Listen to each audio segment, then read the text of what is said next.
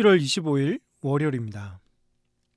오늘 새벽 우리에게 주시는 하나님의 말씀은 마태복음 20장 29절로부터 34절까지 말씀입니다.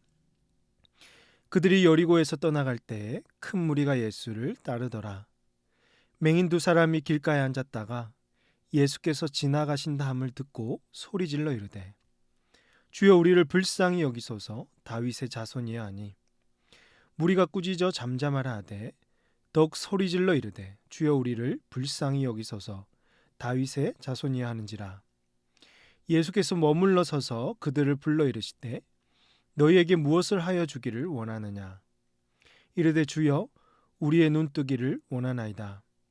예수께서 불쌍히 여기사 그들의 눈을 만지시니 곧 보게 되어 그들이 예수를 따르니라. 아멘. 예수님은 여리고에 머물러 있다가 이제 떠날 때가 되었습니다.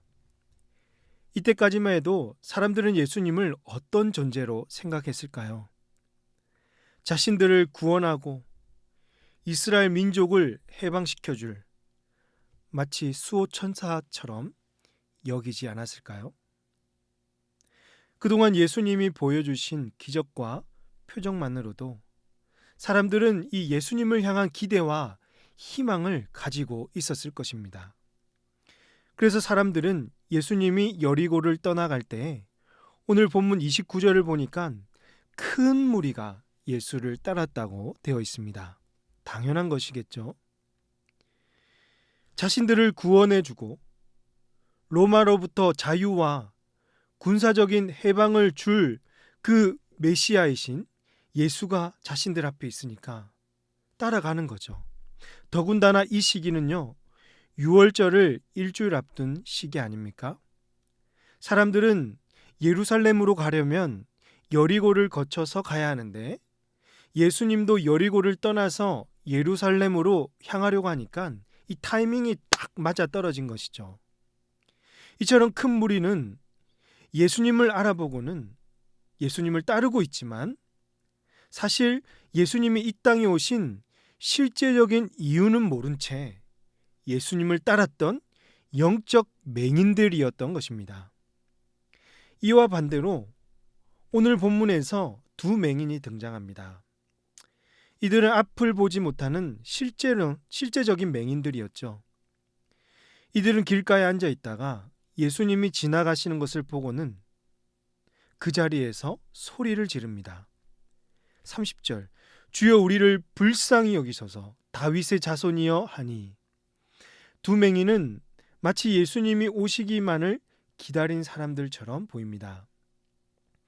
더욱이 다윗의 자손으로 오신 메시아는 자신들의 눈을 분명히 뜨게 해줄 것이라는 믿음을 가지고 있었고 자기들 앞에 실제로 메시아가 나타났다고 하니 주변을 신경 쓰지 않고는 주여 우리를 불쌍히 여기소서 다윗의 자손이여 라고 두 번이나 부르짖고 있는 것입니다. 이것을 지켜본 무리들은 이들의 부르짖음이 마치 소음처럼 들렸고 그들에게 걸림돌이 되었기 때문에 맹인들을 향해서 꾸짖으면서 잠잠하라, 쉽게 얘기하면 조용해라 라고 혼을 내고 있는 것이죠. 그렇다면 두 맹인을 만난 예수님은 어떻게 반응하고 계십니까? 32절입니다. 예수께서 머물러 서서 그들을 불러 이르시되 너희에게 무엇을 하여 주기를 원하느냐. 예수님은 맹인들 앞에 머물러 섰습니다. 예수님은 맹인들의 소리에 귀를 기울였습니다. 예수님은 지금 십자가를 짊어지기 위해서 예루살렘으로 가시는 길이었습니다. 어쩌면 예수님은 이 중대한 시기에 그냥 모른 채 하고 지나갈 수도 있었죠.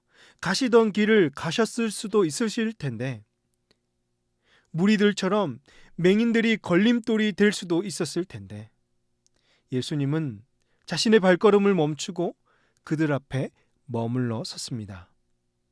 그리고 그들에게 하시는 말씀이 내가 너희에게 무엇을 하여 주기를 원하느냐라고 물었습니다. 앞서 무리들과 분명한 대조가 되죠. 무리들은 이들의 소리가 시끄럽게 여겨졌지만 예수님은 그들의 소리를 귀담아 들었습니다. 맹인들은 예수님께 말씀합니다. 주여, 우리의 눈뜨기를 원하나이다.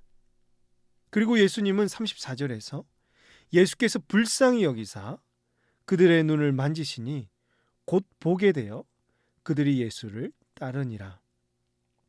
이들은 자신의 불쌍한 처지를 알고 오직 예수님만을 눈을 뜨게 할 수 있을 것이라는 믿음이 있었고, 예수님께 간절히 부르짖은 결과 그 눈이 띄어지게 되며 예수님을 따를 수가 있었던 것입니다. 그렇다면 사랑하는 성도 여러분, 이들 중에 누가 진짜 맹인일까요?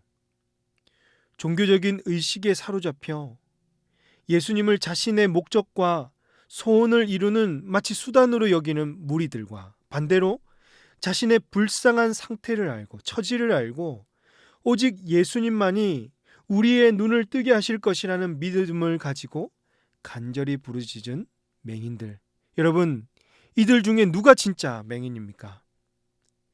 예수님을 보고도 제대로 믿고 따르지 못하는 그 무리들이 맹인인 것입니다. 사랑하는 성도 여러분, 예수님을 제대로 보고 믿는 자들은요, 예수님 앞에서 자신의 불쌍함을 고백합니다.